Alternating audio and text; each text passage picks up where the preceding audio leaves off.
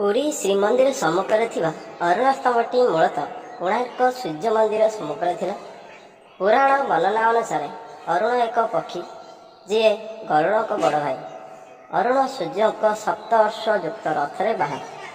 ଖ୍ରୀଷ୍ଟାବ୍ଦ 1258 ବେଳେ କୋଣାର୍କ ମନ୍ଦିର ନିର୍ମାଣ ସମୟରେ ରାଜା ଲାଙ୍ଗୁଳା ନରସିଂହ ଦେବ ଏହି ସ୍ତମ୍ଭ କୋଣାର୍କ ମନ୍ଦିର ସମ୍ମୁଖରେ ସ୍ଥାପନ କରିଥିଲେ।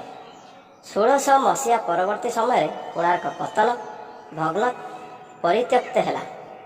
1798 ମସିହାରେ ଓଡ଼ିଶା ଗଜପତି ମହାରାଜ ଦିବ୍ୟସିଂହ ଦେବ ଦ୍ୱିତୀୟ ଏହି ସ୍ତମ୍ଭଟି କୋଣାର୍କରୁ ଅପସାରଣ କରି ପୁରୀ ଶ୍ରୀମନ୍ଦିର ସମ୍ମୁଖରେ ସ୍ଥାପନ କରିଥିଲେ।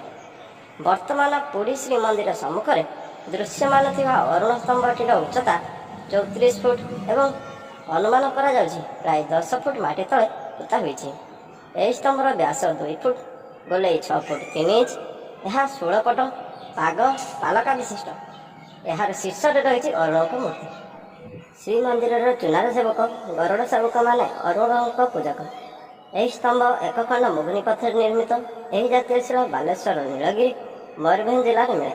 କୋଣାର୍କ ନିର୍ମାଣ ସମୟରେ ଏ ବିରାଟ ପଥର ଖଣ୍ଡ କିଭଳି ଏତେ ଦୂରକୁ ଆସିଥିଲା, ଏକଥା ପ୍ରଭୁ ଜଗନ୍ନାଥ ହିଁ ଜାଣିଛନ୍ତି। ଜୟ ଜଗନ୍ନାଥ।